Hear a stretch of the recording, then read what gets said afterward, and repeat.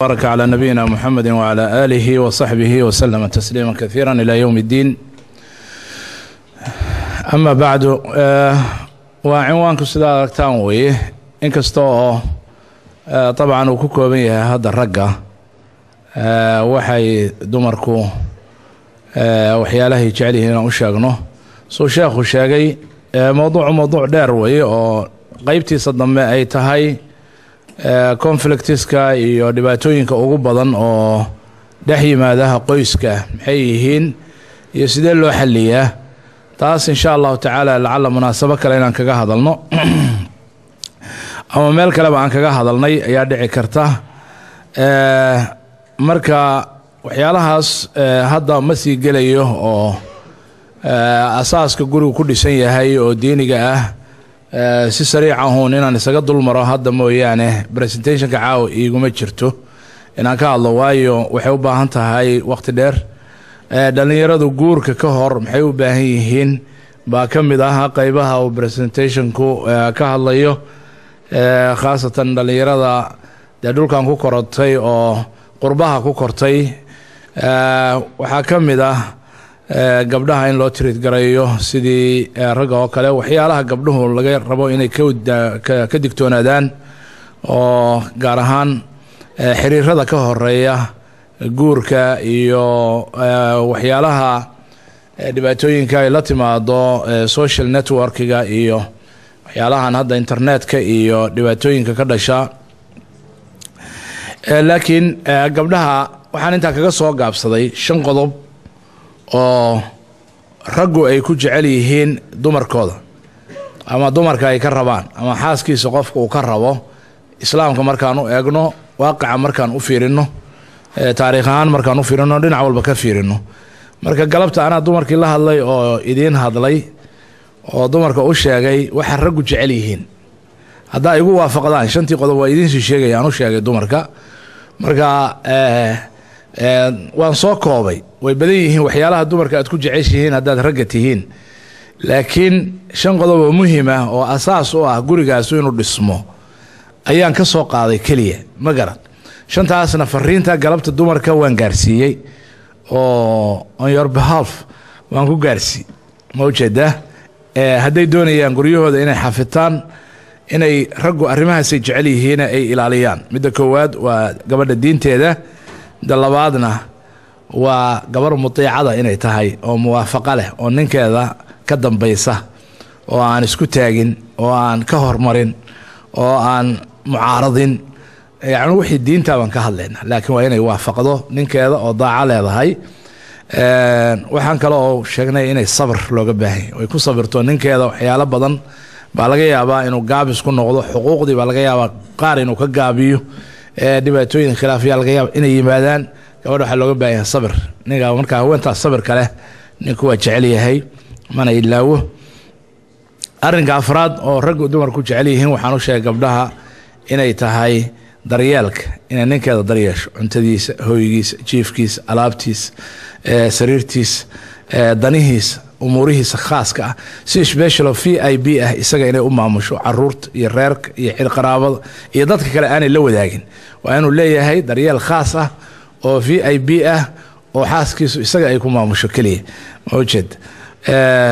arrinka u dambeeya dareenka inay maaragtay dareensan tahay hadalkeeda ilaaliso dhaqankeeda ilaaliso qaraabadiisa qaabkay ula dhaqmayso ilaaliso isaga qaabkay ula dhaqmayso iyo maaragtay dhaqan wanaaga dumarka hoose oo guriga iyo sariirta iyo dhaqanka hoose ay aad maaragtay wixii dareenka ku saabsan oo dhan feelingkiisa ay ilaaliso 5 qodob waxaan gabdhayo hadii la idinka helo nin idin ilaawi kara ma jiro hawa yaraan ama idinka go'ay kara ama idinka samri kara haduu 5 qodob gabadha ka helo marka way waafaqsantiin baan u maleynaya ma lagu waafaqsan yahay qodobadan ya si fiican ma idinku hadlay marka ya si fiican ma idin represent garay hadii gabdhihii diin leeyihiin oo idinka dambeeyaan oo ku mucaaradin weligeed ya oo ay sabir leedahay oo sabirto oo gaajo iyo dhibaato iyo waxyaalo ay kugu sabirto oo ku daryeesho ya ilaahu adaa weyn oo dareenkeedu u yahay qof dareenkeedu ilaalinayo dareenkaaga ma ujeedaa waxay la tahay wax kale aad u baahan tahay inaanay jir idinka marka doorkiinni baa yimi kitaabkiina in laydiin dhiibo shanta gabdhood waxa ay jecel yihiin gabdhuhu shan qodob ay jecel yihiin ragga ku jecel yihiin idinkana iyaga hadda way maqan yihiin anaa u hadlaaya oo idinkaan idiin sheegaya iyagu min waraa ilxijaab bay naga maqlayaan wayna la socdaan wayna maqlayaan laakiin inay igu waafiqi doonaan baan u malaynayaa sida idinkuna igu waafaqdeen shanta qodob oo muhiimka ah 5 indispensable qualities of the man woman can never forget maasha allah dhallinyaradina si fiican u dhegeysta dhallinyaradina guurka doonaysa dhallinyarada maaragtay hadda guursatay raggii horey u guursaday oo doonaya inay islaaxiyaan haddii wax ka hadlaysan yihiin arrimahaas iyaguna si fiican u dhageystaan طبعا qualitiska qaar baa laga midaysan yahay laakiin raggu qaar u badan yihiin dumarkuna qaar u badan yihiin awalan shanti qodob halkan aan ku soo tiriyey oo raggu gabdhuhu ay uga baahan yihiin dumarkooda hadda waa xogaan faahfaahin doonaa laakiin qodobka koowaad waa diinta oo taas waa mushtarak ninkana waa looga baahan yahay diin asaasina u tahay gabadhana waa loo baahan yahay waa shardi guurka lagu galo marka gabadhaan diin lahaynna ma guursato ninaan diin lahaynna lama guursanayo lama guurinayo qodobka labaad oo ninka shardi u ah dumarka xaggooda kuma aanan darin laakiin waa ragga waa akhlaaqda waayo xadiiska u shardiyey xadiisku wuxuu shardiyey idaa ataakum man tardawna diinahu wa khuluqahu diin iyo akhlaaq baa laysku daray ninka laakiin gabadha lama dhihin diinaha wa khuluqaha fadfar bidaati diini taribat yadaak sababtuna waxa weeye dumarka dabeecaddooda way iska qalloocan tahay sideedaba asal ahaan bayba isaga qalloocan tahay qallooc bay ka dhalatay ma ujeed marka diinta uma shardina waa wax badan adaa la rabaa inaad ku dulqaadato afkeeda qalloociisa dhaqankeeda qalloociisa waxyaalaha qallooca wax badan adaa la rabaa inaad dulqaadato nina qodobka marka akhlaaqda dumarku nin dabeecadiisu wanaagsan tahay bay rabaan waxay kaloo rabaan nin guriga mas-uuliyad qaadi kara oo hogaamin kara oo qawaam ah ujeed gabadhu ma jecla walow ay laga yaabee mararka qaarkood inay iska wadato laakiin nin uun camle ah oo iyada uun iska daba socda ma jecla dumarku ma jecla asal ahaantooda ma jecla waa inay noqdaan yacni nin iyo xaaskiis waa inay noqdaan ee laba maaragtay laba two females ama two males in the house cannot be impossible way impossible waa inay male iyo female noqdaan dakar wa untha وليس الذكر كالأنثى إلهي سوير وليس الذكر كالأنثى مركا ذكر يا أنثى لما دهينه الرجال قوامون على النساء وير إلهي الرجال بالربا مرك رجل بالربا ذكر كليا لما ربا يا إنه يهي مجرد ذكر ميل لما ربا وحال الربا إنه يهي الرجال أو قوام أو غير كذا مسؤولية قاضة أيا لو باهي وحسكو وذكره wax kala wada qawaamadaas ama leadershipkaas guriga waa sharxi doonaa wax yar qodobka afraadna waa generosity waa deeqsinimo ya haddii aad buug iyo qalin la daba joogto islaanta ma heshiinaysaan ma ujeedaan raggiina wax xisaabiya haddii aad wax xisaabiso waa kala dhimanaysaan dumarka ma ujeedaa marka hadda xisaabtana kusii talagelin qodobka shanaadna waa naxariista mercy ya dumarku waa daciif qofka daciifkaana wuxuu u baahan yahay loo naxariisto soo maha dacfiga dumarku waa daati ma aha inay markaa daciif tahay ama ay tabar yar tahay oo qof da ahaan u tabar yaraysay ama xanuun ahaan u tabar yaraysay ma aha maya dacfigeedu waa organic baan dhihi karnaa organic waay sideeday u tahay daciif حتى هذه قفك ugu xoog weyn ugu murqa waaweynta ya oo jimka ciyaarta waa daciif maxaa dhacay xadiista iyo dumarku waxay israaciyaan ninka daciifka da'da weyn iyo ilmaha iyo dumarka hadii jir ahkaamta islaamka wada socdaan ya markay noqoto dagaal markay noqoto xaj markay noqoto hawlo waaweyn markay noqoto waxa soo dhan waxa la israacsiyaa al-kabiir wal mar'a wal tifl صد انت صدق حاسك maxaa dhacay waa ducafaa baa lagu rumaan ducafaa marka haweento lama kala saaro haweenka mid daciifa iyo midaan daciif hayn ma laha kulligood waa daciif daciifkaas marka wuxuu u baahan yahay naxariis shantaa qodob dumarku ninkay ka helaan waxa weeye si sahla kuma hilmaamaan si sahla kuma ilaawaan wayna jecel yihiin inay la dhaqmaan waa yahay diinta maxaa ula jeednaa diinta qodobka diinta aan soo qaadno dabcan waad garan kartaan diinta laakiin diintii iyo akhlaaqdii xadiisku wuu kala saaray oo ninkii waxaa loo shardiyey diinahu wa khuluqahu soo maaha marka diintu asal ahaan waxay ka tarjumaysaa dabcan asal ahaan inuu ku camal falo yacni waajibaadka way salaadda ugu muhiimsan tahay dabcan baxda alislaam iyo wixii waajibaad oo dhan soonkiisii sakadiisii xajkiisii yacni waajibaadkii inuu guto inuu ka fog yahay wixii muxaramaadka iyo kabaa'ir dunuubna inuu ka fog yahay marka yacni kuma xirna keliya saad hadda ka dareenteen halkan ama ka arkaysaan yacni masalan waxyaalo kale oo mukamilaad ah oo akhlaaqda islaamka ka mid ah laakiin iyadu asal ahaan farac ka ah arrimaha asalka ah oo diinta ah oo masalan labiskiisa iyo muuqaalkiisa kore iyo waxaas waa farac waxay ka yihiin asal ahaan diintiisay farac ka yihiin oo waxay u yihiin muuqaal laakiin ma aha iyagu lubiga asalka ah ma aha meesha asalkaayoo laga rabo bimacnaa waxaan ka wadaa inaadan ku dagmin waxyaalaha muuqaalkaa keliya waadan dhihin masalan wallaahi ninku masalan gar fiican buu leeyahay laakiin taasaana diintiisa masalan u daliila sax wey gar fiican waa sunno waa arrin wanaagsan ama waaba waajib laakiin meesha laga eegayo diinta laga cabirayo isaga keligiis maaha meeshaas maaha keliya taas waxaa laga cabirayaa salaadiisa waxaa laga cabirayaa ammaanadiisa waxaa laga cabirayaa yani maaragtay cibaadadiisa waxaa laga cabirayaa xaaraanta su isaga dhowro oo hadday noqoto xagga cunidda iyo hadday noqoto xagga ammaanada iyo hadday noqoto xagga su isaga dhowro waxaasoo dhan baa laga fiirinaya ee lagama fiirinayo keliya muuqaalka keliya madharka keliya lagama fiirinayo marka diinta taas weeye asalka ususheedii inuu haysto inuu ku xiran yahay masaajidda iyo dee ahlumasaajid yahay ahlu khayraadka yahay iyo ka qayb galo waxyaalaha khayraadka sadaqaadka khayraadka wixii camal khayr ah macruuf ah wanaagsan taasaa diinta astaamo taasaa u ah marka diinta waxaan ula jeednaa nuxurkeeda inuu qofkaasu haysto qodobka labaad waa akhlaaqda niri akhlaaqda maxaa ula jeednaa diintuna way kala shardiguna waa la kala saaray nin waxaa jira diin leh oo waajibaadkii ilaalinaya oo muxaramaadkii ka fog baa dhici karta inuu jiro sakadii dhiibo sadaqaadkii dhiibo qodobadii hadda aan soo sheegnay uu leeyahay laakiin gacantiisa iyo afkiisa aan laga nabadgeli karin ama afka uu ka caytami oo uu xanaaqsan yahay saacad walba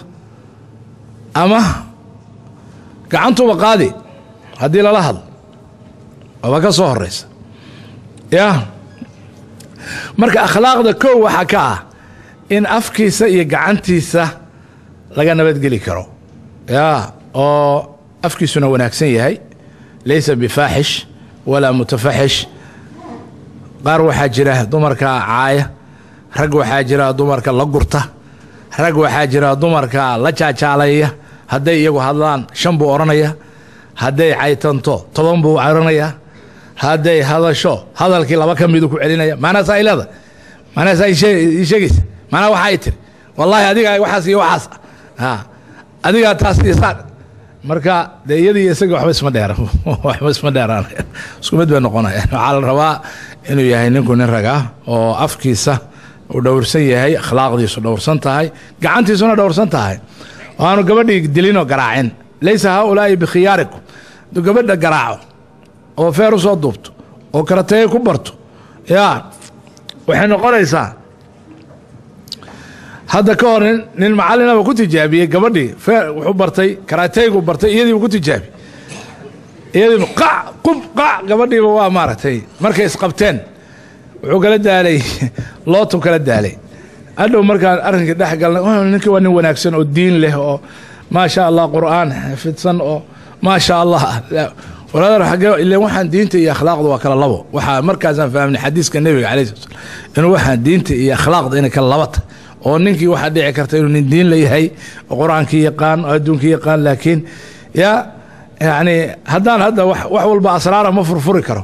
laakiin inta macallin iyo xaaskiisa aan kala dhex galay xisaab ma leh quraankii xafidsan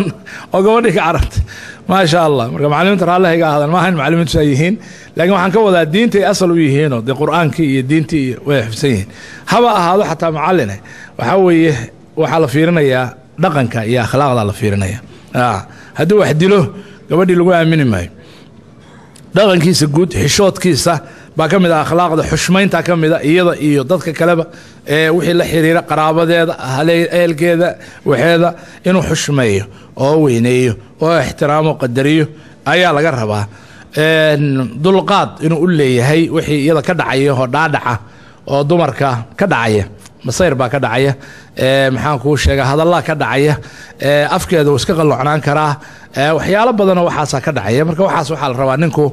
إن أنا وحبا كسو قادين أو صبره أو دلقاته نمان دلقاتين دمركا موضي كراه qodobka saddexaad oo ninka dumarku ay ku jecel yihiin waxa weeye hogaaminta saan sheegay inuu yahay nin go'aan leh mas'uuliyad leh reerkiisa mas'uulka ah xaaskiisa mas'uulka ah yani maxaan ku sheegayay wixii diintu saartay hooygeeda ayuu mas'uul ka yahay nafaqadeeda ayuu mas'uul ka yahay ogaanshaheeda ayuu mas'uul ka yahay diinteeda iyo sharafteeda ayuu mas'uul ka yahay inuu ilaaliyo yaa ubadkeeda iyo wixii ida ka yimaado mas'uul ka yahay waxa soo dhawaan mas'uuliyadeeda xambaari kara laakiin ninka hadduu soo baxo qeyr mas'uul ma garatay ma noqonayo qof dumarku sii haysan karaa ama ay jecel yihiin marka dareenka mas'uuliyadda waa inuu ku weyn yahay ninku waa inuu wax isku wadi karaa mas'uuliyadda waxa kamida iyo raganimada loo qiyaasay xuquuq badana lagu leeyahay hooyadiis xuquuq bay ku leedahay aabihiis xuquuq buu ku leeyahay xaaskiisu xuquuq bay ku leedahay caruurtiisu xuquuq bay ku leeyihiin waxaasoo xuquuqaho isaga lagu wada leeyahay waxaa la rabaa inuu kala duwo inuu kala duwo hadda ka hor يعني waxaa dhacaysa kolalka qaarkood rag qaarkiisina iska dhex gasho waxa iska dhex galaya xaq aabihiis leeyahay ama hooyadiis leedahay iyo xaq reerkiisu ku leeyahay oo jeeda heeray dhacdo la yiraahdo mesela ka saar gabadhan guriga askaagu ka saar guriga mar rabo inaan guriga ku arko guriga inaan ku arko oo gabadhii guriga banaanka looga saaro oo dhici karto habeen cad in banaanka loo saaro oo dhici karto baraf iyadoo dhacay in banaanka loo saaro oo yiraahdo de hooyaday baa saas tiri hooyaday ma lama hadli karo anigu hooyaday maxaan ku sameeyaa maxaan yeelaa hooyaday baa saas sameysay mesela waa iska jiraan dumar marmarka qaarkood xad gudba hooyooyin ama sodoho ama marka ninka waxa iskaga qaldamaya xaqii waalidkiisu lahaa iyo xaqii xaaskiisu ku lahayd waxaa la rabaa inuu waxa marka kala asturo oo kala maamulo oo hooyadiisna raali geliyo baari u ahaado ma ujeeda xaaskiisana aanu dulmin oo ay iyadana xaqeeda ay leedahay ogaado marka wax isku wadidaas isaga laga rabaa ninka inuu wax isku wado oo haddii wax khilaaf iska leen way diriraan kolalka qaarkood islaanta iyo sodohda ah iyo gabadha la qabaa waxaa la rabaa inuu wax kala wado oo wax isku wado qodobka afraad waxa deeqsinimada yani saa sheegay hadaaye dumarku ninka gacanta adag waxa weeye waa jecel ma jecla oo waxa laga yaabaa in gadaal xataa xoolihiisii ka guraan ama wax ka qaadaan ama maxkamadda la geeyo maxkamad la isla tago oo maxkamad waxa la isula tagaya ninkan wuxuu nafaqadii nagu ciriiriyay iyo maarata caruurtii anagi wax nama siiyo ilaa heer gabdhaha qaarkood nabiga calaysay u soo dacwoodeen oo yiraahdeen isagoon ogeyn xoolihiis ma ka qaadi karnaa haddii ninkii uu gacan adag yahay oo aan wax nagu filan nasiinayn markaasuu nabiga calaysay u saamaxay oo yiri isagoon ogeyn xataa ka qaada marka haddaad gacan adkaato xataa gabadhii waxay sharci u helaysaa adigoon ogeyn inay jeebkaaga ka siibto ayay sharci u helaysaa xaq u helaysaa haddii aad bakhiil noqoto xiriirinta qaraabada iyo dadka iyo martida iyo waxaasna waxyaalaha waxa weeye maaragtay deeqsinimada la xiriiraho xisaabtanka hadda ka hor gabar baa waxay tiri ninkan mar doonayo ilaa ay xataa jinni iyo balaayo isku riday oo la yiri gabadha jin baa haya oo muddo dhan la daaweynayay markii dambe nin sheekh ah waxay tiri wuxuu yiri jinna kuma hayo waxna kuma hayaan runta ii sheeg markaasay tiri ninkan ayaana rabin ifurbaan uu diiday reerkuna ma rabaan inay iga furaan yaa oo maxaa dhacay ninka ku qoonsatay wax badan bay tiri laakiin bakhaylnimada ka mid ah subaxdii markuu baxayo wuxuu sii qiyaasaa saliida inta la isticmaalayo mitir uu cabira saliid galabtii markuu soo noqdana uu cabir kale u saaraa markaas wuxuu yidhaa maanta wax badan baa saliidda miyaa daadiseen miyaa qubteen xagee waxaasoo dhan oo saliida u isticmaasha waxaasoo sonkora xagee u isticmaasha kartoonkii la keenay asbuuc ka hor waa dhammaaday xagee kala geyseen waxaas waxay tiri maalin walba anigu lacagta mageed baan ka soo qufaya meel baan ka soo qufay waxay tiri xataa saliidii uu mitir saaraya marka nin saas aduguba la noolaan lahayd bay tiri marka xisaabtankaasna dumarku badan ma jecla qodobka u dambeeyo shanaad ooy raggiina ku jecel yihiin waxaa wey naxariista wey nabigu calayhi salaamna mawaqasan rifqan bilqawaariir dumarka wuxuu ku tilmaamay quraarada inay yihiin quraarado quraaradu wax yar baa taabta wax yar haddaa saa hadda u sii dayso dhash bay leedahay waa kala jabays bagagagac isuma soo celin karaysid marka qawaariir buu ku tilmaamay nabigu calayhi salaam waa quraarado wey waxa kale marka quraaradaha yaan la jebin oo yaan lagu taagsan way jajabayaan tartiib ha loola dhaqmo oo ha loo naxariisto gaar ahaan marka ay nugul yihiin maday uur leedahay haddii ay umul tahay haddii ay xanuunsan tahay kuma sii jirto oo weligeed ma hilmaamayso waxyaalaha aad maaragtay markay saas oo kale tahay ama u nugushahay oo ka sii nugushahay dacfigeedii guud haddaadan ilaawin marka dacfigooda inaad ilaaliso weeye ninka dacfigooda ilaaliyaha bay jecel yihiin waxay jecel yihiin ninka tixgeliya duruufahooda leanna duruufo khaasaa la xiriira mar waa wallac oo mar waa maaragtay uur oo mar waa umul oo mar waa maaragtay caadi qabtaa waa dhibaataysan tahay hormoonaadkeeda o dhan waa kacsan yahay acsaabteeda o dhan waa kacsan tahay oo marka adiguna haddaad markaasoo kale la kowsato dee markaa isla ishticaalaysaan isla gubanaysaan isla ololaysaan marka marka waxaa la rabaa qabow iyo dejin iyo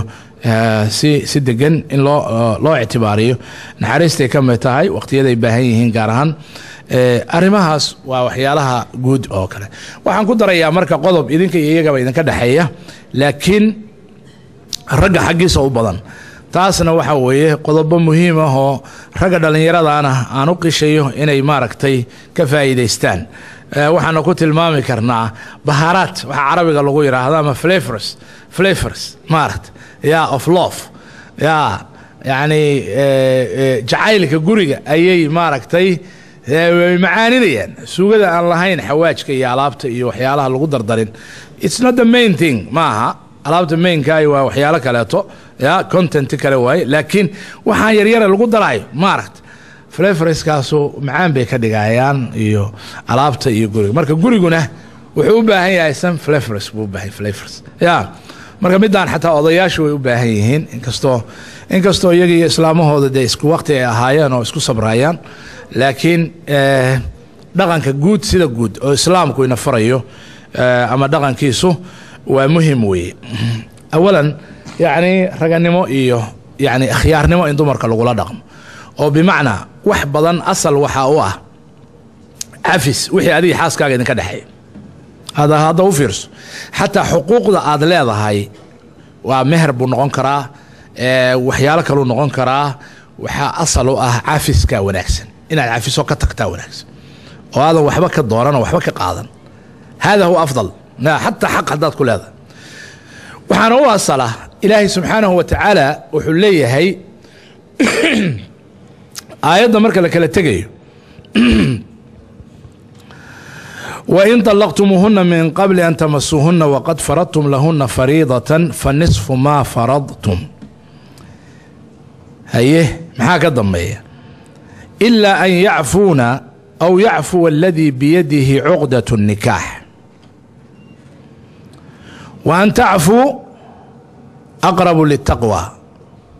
ولا تنسوا الفضل بينكم إن الله بما تعملون بصير gabadha haddii aad guursataan buu yidhi waad furtaan idinkoon la aqalgelin meherna aad u magacowdeen waxay xaq u leedahay meherka nuskiis 10 kun baad ku heshiiseen oo meher ah waad mehersatay gabadhii lama aqalgelin adigoo la aqalgelin baad kala boodeen waxay leedahay meherka nuskiis markay tagayso ilaa inay cafido mooyaan ama adigu aad cafido sida xaqa la isku leeyahay waa nus laakiin waxaa dhici karta inay tiraahdo nusna kaa qaadan maayo niyo waxba maba aadan helin nin miskiin oo meesha ku jabay baa tahay marka 10kaagiiba iska qaado iyadoo ful ah waxba hakeen yaa way heli kartaa inay cafido inuu isagu cafiyo waa heli karaa oo yiraahdo 5 baad xaq u leedahay 5ta kalena ku darso waxba mar haddaan ku hadlay kaaba qaadan maayo waataynu wada kulanayo yaani danin iyo xaaskiisu isu banaan yihiin mugta wax kasta dhex mari kara hadal baa dhex maray haasaa waa dhex maray yaa faraka ciyaar baa dhex mari kara wax kasta dhex mari kara almuhim marka inuu yiraahdo isaguna sharafta ka xigo aw ya'fu alladhi bi yadihi 'uqdatu nikah markaasuu ilaahay wuxuu raaciyay xaq markuu saasiya in mid walba uu cafin karo inay u bannaan tahay markaas haddana aayaddu waxay raacisay in cafiskaasu in midkiin cafiyo ay tahay sida taqwada u dhow oo wanaagsan sida taqwada u dhow kee afdal ah labadooda kii cafiya wa an tacfu aqrabu litaqwa markaasuu ilaahay haddana wuxuu ku sii daray walaa tansawu alfadla baynakum war wanaagii ha ilaawinina idin dhex maray iyo macruufkii ilaa shalay waxaa ahaydeen I love you you love me baad isla ahaydeen aad maanta kala boodeen hawjeed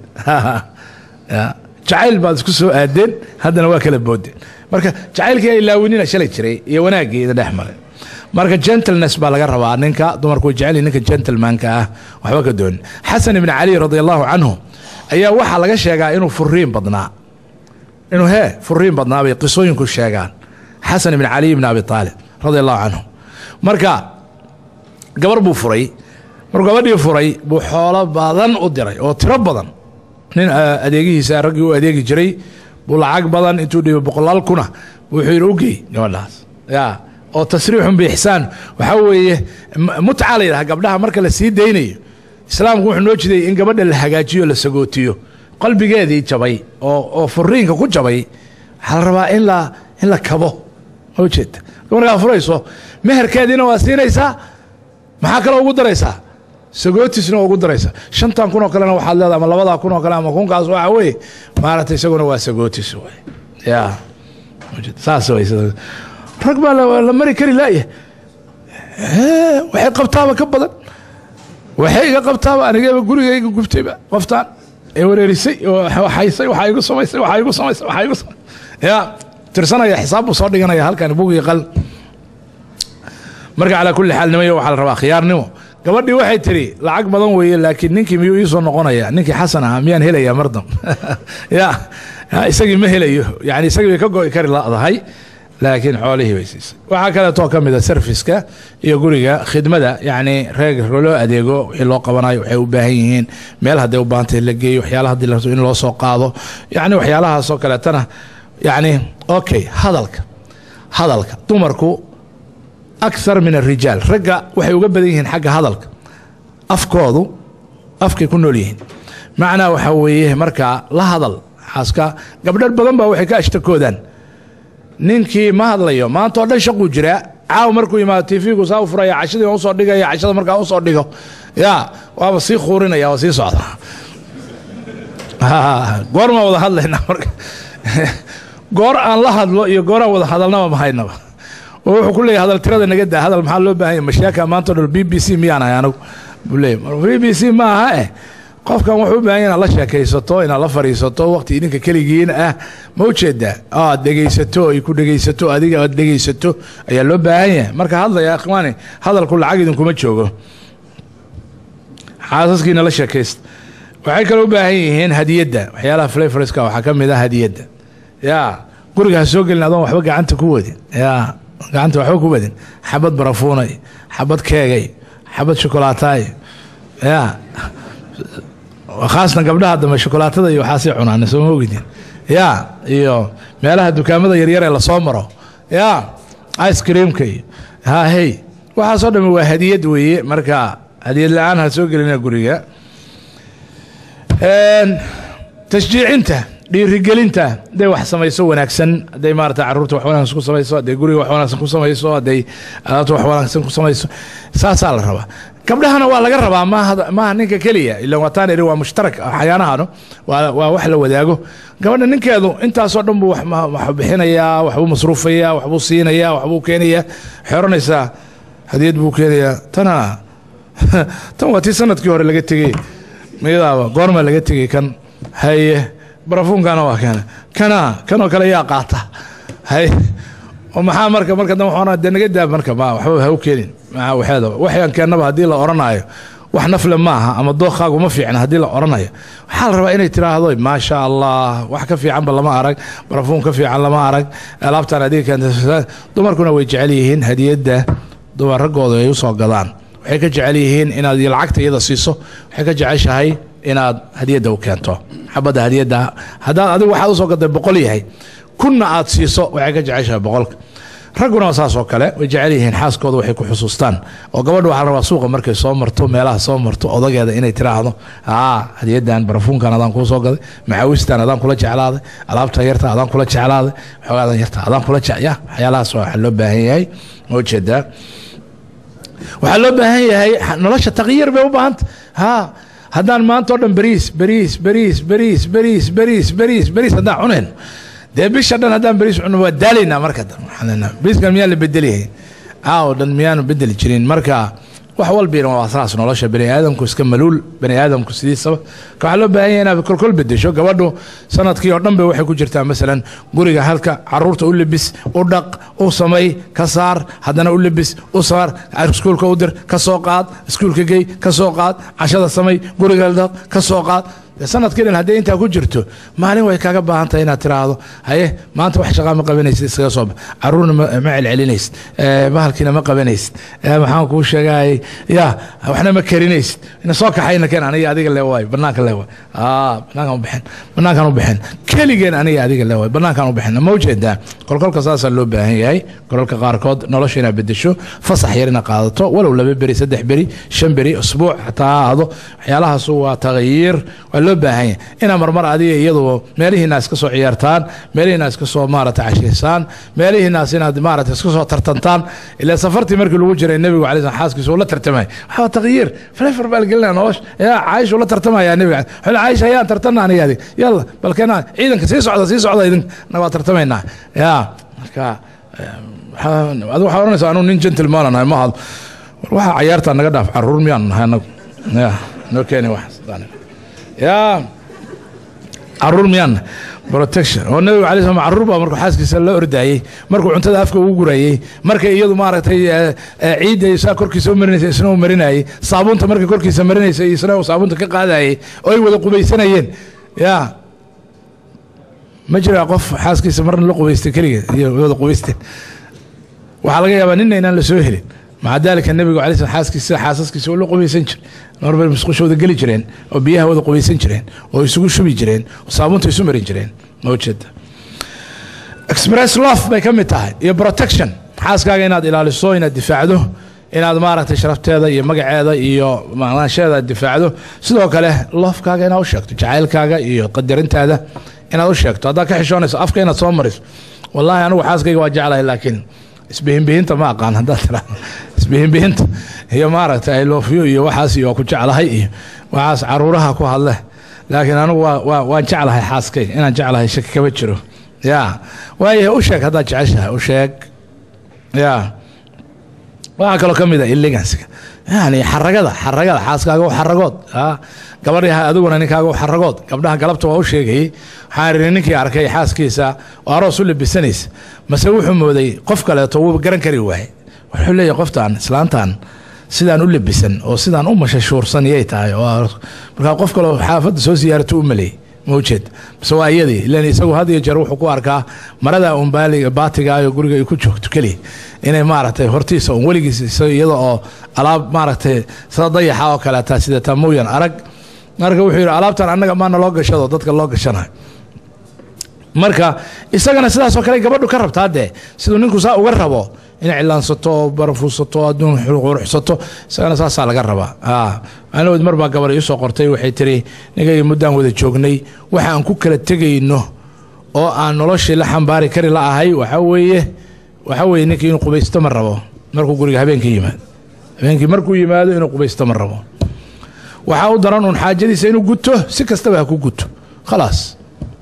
dareen kale iyo cid kale uu ilaalinayo ma jirto haba yaraad bal xataa cadaygii inuu si fiican cadaydo habeenka hadduu yimaado ayaan laga kareen dabcan qofka hadduu saaka cadayday cadayga inuu mar kale ku celiyo u baahan yahay khaasatan habeenkii markuu reerkiisa iyo xaaskiisa iyo la kulmay gabadha laftigeeda u baahan tahay lan kulankan waxaa la rabaa inaan dadku kala cararin oo qofku wax raa'ixa xun uu yanka urin gabadhuna aan ninkeeda raa'ixa xun ka dareemin ninkuna aanu xaaskiisa raa'ixa xun ama afkeeda ama meel kale wax kale ka soo baxda aanu ka dareemin si aan loo kala anfariirin waayo waxyaalahaas anfariir bay keenayaan nicitaan bay keenayaan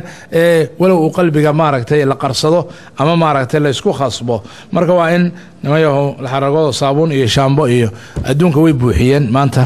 marka waa in maaragtay alaabtaas la isticmaalo ugu dambeyntiina xagga guriga iyo qolka hurdada waa in si fiican labaduba ay u bartaan sidii qof mid walba midka kale ugu raali gelin lahaa taasuna waa muhiim nolosha xiriirkeeda very important way aad iyo aad bay important u tahay waxyaalaha ilaahayna subxaanahu wa ta'aala xaqada kama xishoodo laakiin waa in maaragtay qof walba qofka kale raali geliya oo wax qancin kara oo xalaala uu sameeyaa wixii xaraan ah laga fogaado laakiin wixii xalaasha ah in maaragtay laysu dhinac geliyo weeye jazaakum allahu khayran waxay la tahay shantii qodob inaydinaan ilaawihayn oo iyadu ay muhiim tahay waxaan kalena waa uun ku darka ah oo ah flavorska ah laakiin shantii qodob waxaan filayaa inaydinaan ilaawihayn ood meel ku qorataan insha allahu tacaala gabdhuhuna waa qorteen baan u malaynayaa haddii shantaa qodob qolo walbaa fuliso iska doondoonto haddaadan ahayn xataa iska doondoon iska keenkeen raadi inaad yeelato insha allahu tacaala kadibna waxaad helaysaa smooth insha allah smooth life iyo mashaakil la-aan insha allah baaraka allahu fiikum jazakum allahu khayran